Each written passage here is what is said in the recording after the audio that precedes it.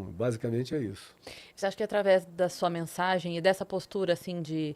porque eu acho que muita gente foi se decepcionando aos poucos com as suas religiões, de alguma forma, né? E buscou esse contato com a espiritualidade É, sem estar dentro de uma instituição, vamos é, chamar assim, né? é. E o fato de você levar essa mensagem, você acha que acabou chamando essas pessoas? Tipo assim, caramba, eu quero uma mensagem assim, que ao mesmo Ah, tempo seja cristã, mas seja livre. eu não tenho a menor dúvida.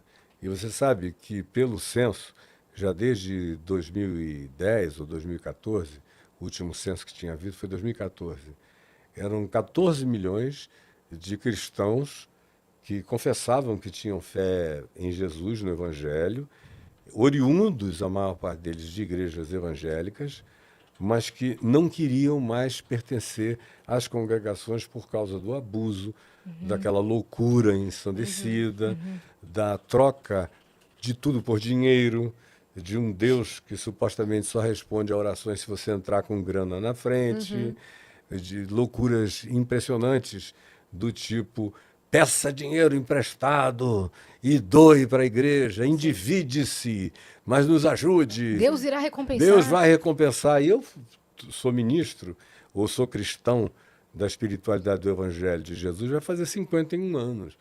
E eu fui presidente da Associação Evangélica Brasileira, ajudei a criá-la e a presidir, depois fui presidente emérito um bom tempo, até que chegou uma hora que eu falei, não, eu estou num estado de negação da minha fé, isso é cumplicidade com um absolutamente inaceitável. E eu conhecia o intestino grosso daquele negócio. Viajava por dentro dos esgotos de Paris no tempo dos miseráveis. Então, era um negócio horroroso. Eu falei, eu não vou fazer parte disso.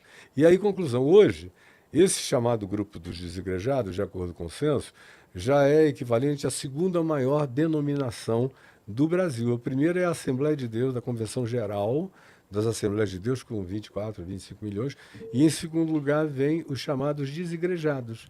Esse pessoal é que vai se alimentando comigo, porque eu iniciei esse processo.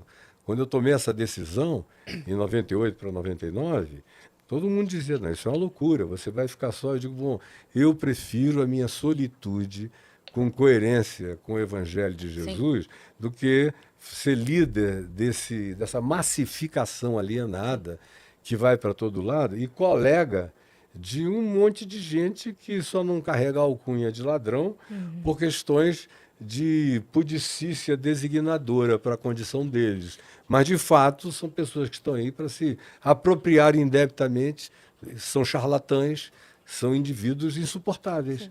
Eu não quero isso para mim. Então, isso fez toda a diferença. Iniciou um processo que tem mais, não vai parar de crescer, só vai aumentar. Sim, quanto mais as pessoas forem tendo acesso à informação, É. né? Forem...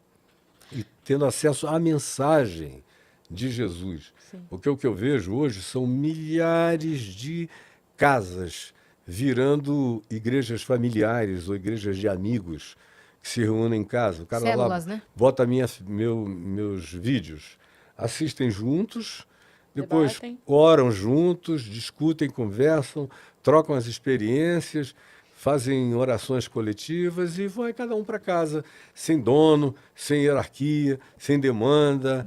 Ninguém tem que sustentar ninguém, todo mundo trabalha, todo Sim. mundo faz a sua parte na sociedade. O que foi como era, está se tornando como um dia Sim. foi.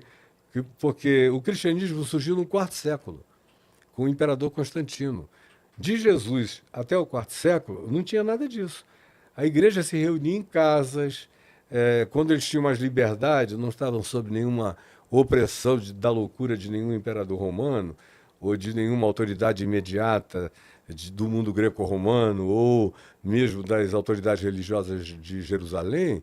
Eles se reuniam, além de casas, em pátios, em bosques, em praias, na beirada de rios, ao céu aberto, com toda espontaneidade. E esse nome cristianismo é uma alcunha que vem do quarto século para cá.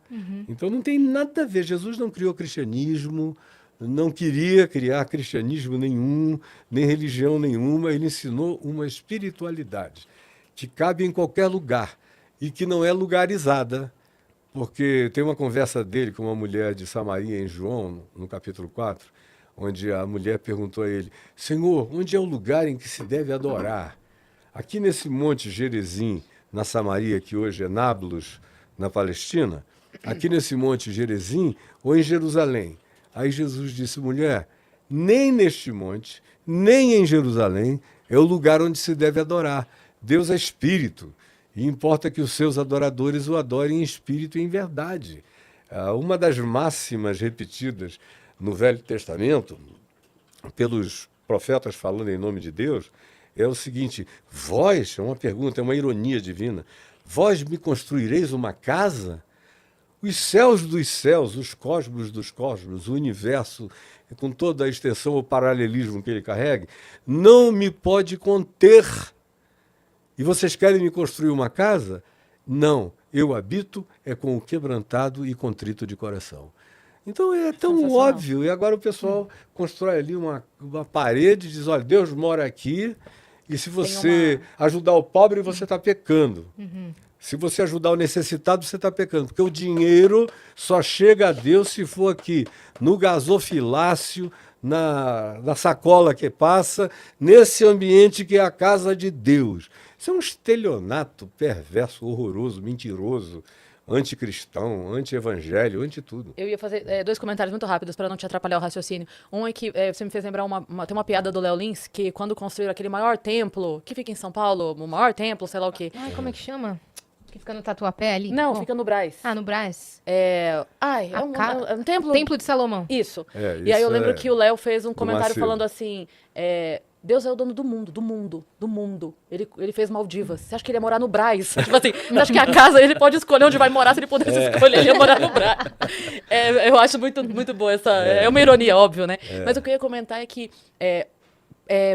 enfim, é irônico perceber o quanto essa atitude financeira dentro das igrejas é contra o próprio evangelho, quando a gente para pensar que Jesus recebeu todo mundo e o único que ele expulsou foram os vendedores. Foram os comerciantes. Então, se você para, assim, não precisa ir muito longe, não. Não precisa ir. Tipo assim, ele conversou com as prostitutas, ele falou com os lados, ele falou com todo mundo. Todo mundo não tinha. Leprosos, todo mundo ele falou. Todos os marginalizados. Os únicos que ele expulsou do templo foram quem estava tentando comercializar dentro do templo. Então, assim, não dá pra ser mais claro. O que você falou, tá na nossa, não dá pra ser mais claro. Tá. E outra coisa, você não vê Jesus no encontro com aqueles que os religiosos, nos evangelhos, nos 4 evangelhos, designavam como os publicanos, os pecadores, isso e aquilo. Ele não tem nenhuma palavra que você encontre em lugar nenhum de negatividade em relação a essas pessoas. Todo o enfrentamento de Jesus nos evangelhos é contra os religiosos. Quando você pega e abre em Mateus 23, o embate dele é um UFC violento. Ele parte para um atropelo em relação aos fariseus, aos donos, que ele dizia, aos que pensam que são os catedráticos de Deus, os intérpretes autorizados, os donos e gestores de Deus do mundo. Vocês são hipócritas, que significa mascarados. Ai de vós, sepulcros caiados. Por dentro vocês são uma fachada, por fora, por dentro vocês estão cheios de putrefação, rapina. Ai de vós, guias de cegos, que vão para o abismo e levam outros juntos com vocês. Ai de vós, que não entram no reino de Deus e não deixam ninguém entrar. Ele tem ali, é um capítulo inteiro de ai de vós, ai de vós, ai de vós. Vocês são missionários que fazem uma volta na terra, tentando criar prosélitos.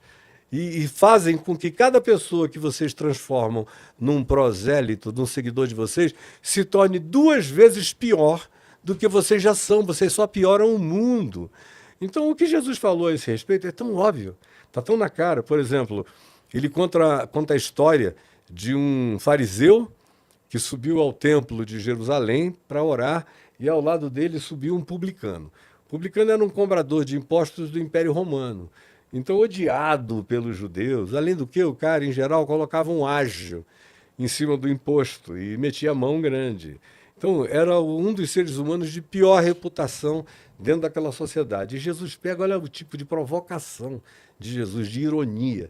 Jesus provocava, era um cartunista da vida real, fazendo aquilo ficar na cara das pessoas com uma obviedade enorme. Ele diz, subiram para orar, o fariseu e o publicano. E o fariseu olhou para o publicano do lado e dizia, levantava as mãos e dizia, muito obrigado, ó Deus, porque eu não sou como os outros homens da terra. Eu jejuo 2, 3 vezes na semana, eu dou o meu dízimo, eu compareço aos cultos, a tudo, ao templo. Eu sou superior e graças a ti eu não sou como esse publicano que está aqui ao meu lado, pecador, miserável e tudo mais.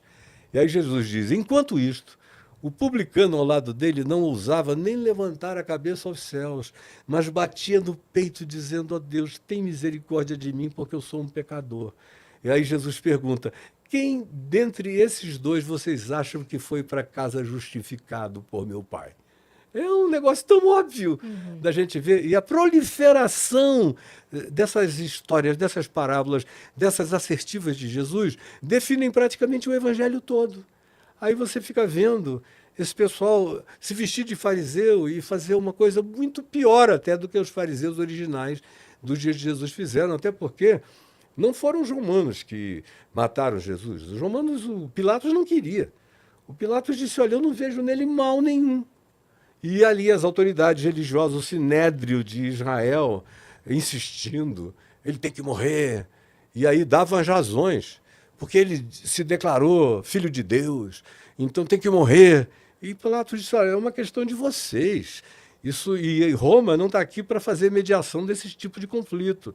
Aí eles imploraram, pagaram pessoas para ficarem gritando. Aí é quando Pilatos traz o Barrabás, que tinha sido líder de uma insurreição contra Roma, e diz, o que é que vocês querem que eu solte? Porque na época da Páscoa, assim como aqui no Brasil tinha esse hábito, que talvez até venha a cair, e não vai ser mal se pararem com esses saidões, eles tinham o hábito de libertar alguém. Aí trouxeram o Barrabás e perguntaram, quem que vocês querem que eu liberte? A Jesus chamado Cristo ou a Barrabás? Aí o pessoal que os religiosos tinham contratado, incitado e qualquer outra coisa que você queira para definir o fenômeno, gritaram, Barrabás, Barrabás, Barrabás. E o Pilatos angustiado, porque não queria fazer isso, até porque a mulher dele mandou um recado para ele durante o julgamento. E quem reporta isso é o Evangelho de Lucas. Diz que enquanto Jesus estava sendo julgado, veio um recado da mulher de Pilatos dizendo, não te envolvas com esse justo, porque essa noite em sonho eu muito sofri a seu respeito. Não entra nessa, meu marido. E o cara estava doido para cair fora. Aí eles disseram, olha, se você não o matar, você não é amigo do imperador. Porque ele diz que ele é, de fato, a autoridade suprema. Quando, na realidade, Jesus só se auto-intitulou de filho do homem, no máximo. Eram os outros que diziam, tu és o filho de Deus. E ele nunca fez propaganda de si mesmo. A coisa mais interessante sobre Jesus é que ele curava as curas mais extraordinárias, chamava o cara e dizia, não conta nada para ninguém. Não diz nada para ninguém. Não precisa disso. Aí você lê em Mateus, no capítulo 11, ele se dizendo, e ele dizia isso para que não o expusessem à publicidade, para se cumprir o que dizia o profeta Isaías. Aí diz, na praça não se ouvirá o grito da sua voz. Ele não vai ser aquele que chama atenção para ele mesmo, porque ele próprio não esmaga a cana quebrada, a pessoa que já estava toda esmagadinha, e a religião ia lá e quebrava toda. Não chuta cachorro morto. Chutava em cachorro morto. Ele não esmaga a cana quebrada e não apaga a torcida que fumega, aquele paviozinho que está apagando, perdendo a esperança, morrendo de tudo, existencialmente falido. Ele não apaga, ele vai e acende. Por isso é que ele era chamado, e para mim é um dos títulos mais bonitos de Jesus, que foi dado pelos inimigos, pelos adversários, que eram religiosos. O chamavam, assim, de maneira detratora, de amigo de pecadores, de meretrizes e de publicanos. Não tem nada mais bonito do que isso, ser amigo de pecadores. Não fazer acepção de pessoas. As pessoas com as quais ele ficava mais à vontade, fora o grupo de amigos dele, que são 2 mulheres, Marta e Maria, o irmão Lázaro, a quem ele ressuscitou, algumas outras pessoas que Lucas, no capítulo 8, diz que eram mulheres que o seguiam juntamente com os discípulos apóstolos, que eram 12, e dentre elas tinha uma mulher que era esposa do irmão de leite de Herodes, que era uma raposa perversa. Mas a esposa do cara, Jesus disse, vem comigo. e andava com ele, junto com ele, com a mãe dele, as suas irmãs e outras mulheres, incluindo Maria Madalena, seguindo junto pelo caminho, e o grupo de amigos. Fora isso, os ambientes onde se narra no Evangelho, que ele mais frequentemente estava, com quem ele gostava de estar, onde ele dava grandes gargalhadas, e em relação a quem ele tinha toda expressão de liberdade e de acolhimento humano, eram esses pecadores, meretrizes, sobre quem ele diz aos religiosos judeus, legalistas, moralistas, com aquele ar de supremacismo contra e sobre as outras pessoas, Jesus diz, em verdade eu vos digo, que muitos publicanos, que são esses cobradores de impostos romanos, mal vistos, pecadores e meretrizes, vos precedem no reino dos céus. Toma. Cara, vai dormir com esse barulho, né? É um negócio completamente chocante. Aí você compara isso com o cristianismo. Tem alguma coisa a ver? Tem algum DNA de Jesus no cristianismo? Tem algum DNA de Jesus na maior parte dessas igrejas que dizem que bandido bom é bandido morto? Que advogam o inadvogável. Vamos nos armar. E nós somos homens e mulheres de bem. E aí nós vamos enfrentar, se for o caso, a gente mata para defender a nossa fé. Que fé? Não é a fé de Jesus, não é a fé no Evangelho. É a fé da construção desses líderes religiosos que não querem saber de Evangelho. Como talvez o maior e mais importante deles do ponto de vista de poder contemporâneo, me falou há uns 28 anos, 30 anos atrás, numa das conversas fortes que eu tive com ele, quando eu ainda era presidente da Associação Evangélica Brasileira, ele me falou, olha, aqui na minha igreja, Jesus só entra na fachada, no nome da igreja, lá na fachada. Aqui dentro é proibido pregar Jesus, porque Jesus dá azar. Jesus faz todo mundo ficar querendo ser generoso, misericordioso, compassivo, amigo dos pobres, e inclusivo. Isso eu não quero aqui. Eu aqui só pode se pregar Velho Testamento. Moisés, dureza, lei, obrigação, pânico, pavor, tudo que Jesus disse. Eles no passado disseram isto a vocês. Eu, porém, vos digo aí ensino o oposto. Ouvistes o que foi dito aos antigos? Aí ele cita pedaços da lei de Moisés, que eram axiomas praticamente adorados por todos os religiosos, e diz, eu, porém, vos digo, aí enuncia o oposto de tudo aquilo. Está escrito aqui no Novo Testamento, na cara da gente. Mas o pessoal, quando lê a Bíblia, só lê o que está obsoleto, o que caiu em caducidade, aquilo que mergulhou em Alzheimer na consciência humana. E quem diz isso é Paulo. Quem diz isso é Jesus. Quem diz isso é o escritor de Hebreus, que diz, ó, isso aí é esclerosamento primitivo do passado. Teve seu tempo e sua hora quando os homens eram tão toscos e tão grotescos que teve a sua hora para organizar um dado momento, numa estrutura tribal que, do contrário, fazia perversidades ainda maiores. Mas hoje não. Jesus chega 300 anos depois de Platão. Jesus chega quando a Grécia já tinha inaugurado a democracia. Jesus chega depois que Alexandre o Grande, que mesmo como dominador no mundo, já instituía o fato de que a dominação que eles faziam como gregos carregavam o tal do espírito da helenização. E como é que a helenização funcionava? Eles queriam levar a cultura grega, que era uma cultura muito mais aberta do que as dos outros povos. E a segunda coisa, ele fazia com que os seus soldados e generais se casassem com as mulheres das localidades para gerarem filhos misturados, justamente para fazer uma aculturação que não tivesse nenhum tipo de supremacismo genético ou de DNA. Jesus já chega na esteira disso aí. E os romanos, com todas as suas brutalizações e com os imperadores que surtavam como os mais surtados de violência e brutalidade que a história aponta, foram Calígula, Nero, Domiciano. Tem um grupo de cerca de 8 a 10 imperadores que foram pessoas muito perversas. Durante aproximadamente 300 anos, 350 anos, espaçadamente esses caras loucos assumiram o poder e duraram pouco tempo, na maioria das vezes.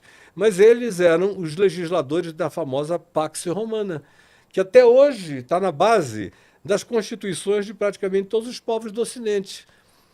O conceito de liberdade, o conceito até de escravidão. A escravidão no Império Romano não tinha nada a ver com a cor da pele. o conceito de escravidão tinha outras categorias, que o apóstolo Paulo dizia que em Cristo a escravidão tinha que ser abolida. Em Cristo Jesus não pode haver nem judeu, nem grego, etnicismos e supremacismos étnicos de nenhuma natureza. Não pode haver nem escravo, nem liberto. Não pode haver nem homem, nem mulher, nem sexismo, nem homem superior à mulher, nem machismo, chauvinismo, patriarcalismo de nenhuma natureza. Em Cristo, não. Ou seja, Paulo sabia que o que Jesus tinha instaurado e instituído era uma nova humanidade. E continua a ser a proposta do Evangelho, uma nova humanidade, onde a gente não se divida por nenhuma dessas idiotices. Estamos aqui até hoje. E estamos brigando e andando para trás. O pior é isso. Você vê os Estados Unidos da América, nos anos 40, 50, 60 e 70, era um país muito mais avançado socialmente. Aí você teve o Martin Luther King, as lutas para acabar com a segregação racial. Apartheid, né? Você teve movimentos libertários, como a da Eleanor Roosevelt, esposa do presidente Roosevelt, que postulava e conseguiram a igualdade entre mulheres e homens no voto, na evolução salarial, em todas essas coisas. Aí você chega nos anos 60, iniciam aqueles movimentos culturais de reação à Guerra do Vietnã, o pessoal já estava cansado da Segunda Guerra Mundial, as reações pacifistas contra a nuclearização do país. Aí depois veio o movimento hippie, com um sonho de desconstrução sistêmica de tudo aquilo. Liberdade. Aí quando você chega ao dia de hoje, quem corre o risco de ser reeleito é o Trump. Que, pelo amor de Deus, convenhamos, é um cara completamente desvairado. E um país que está totalmente dividido, apoiado, sobretudo, pelos evangélicos americanos, na tal da teologia do domínio e a teologia da prosperidade. São as grandes duas teologias americanas que chegaram no Brasil com todo o poder. Primeiro, a da prosperidade, que chegou aqui em 1986, por aí, que é essa coisa de que Deus só responde à oração de quem dá dinheiro. E tornou-se praticamente uma unanimidade cristã e evangélica no país. São poucos os que não estão nessa. E agora, de alguns anos para cá, a teologia do domínio, que é esse negócio, a gente vai crescer para se tornar maioria, porque a gente faz barba, cabelo e bigode. Vereador, deputado estadual, deputado federal, prefeito, governador, senador e presidente da República. E nós, os principais pastores, nos tornamos os ayatolás, as eminências pardas. O que eles gostariam é que o Brasil se transformasse numa espécie de Irã evangélico, radicalíssimo, com esses costumes absurdos que você não encontra em Jesus, nem no Evangelho, em lugar nenhum. Em lugar nenhum, pode procurar, e eu desafio o mundo inteiro, se quiser se reunir contra mim para debater, e eles não têm coragem de me encarar, nem de me enfrentar em nenhuma natureza, porque sabem que eu iria atropelá-los com as evidências do Evangelho contra as práticas deles. Então, quem fala de mim por aí praticamente são esses mais jovens que nunca conviveram comigo, porque os que são da minha geração e que conviveram comigo, é todo mundo caladinho. Eu digo o que eu quero e eles falam lá do púlpito. Não ouve esse cara, não, porque senão você vai se desviar da fé. Não, na realidade, o cara corre o risco de se converter. Se ele me ouvir de dizer que coisa mais maravilhosa, eu não sabia que era assim, como Jesus é fascinante. E eles não querem, eles querem esse Jesus deformado, torto, envergado, dobrado, desfigurado, feito à imagem e semelhança das projeções egóticas deles. É um negócio nojento. Eu tenho uma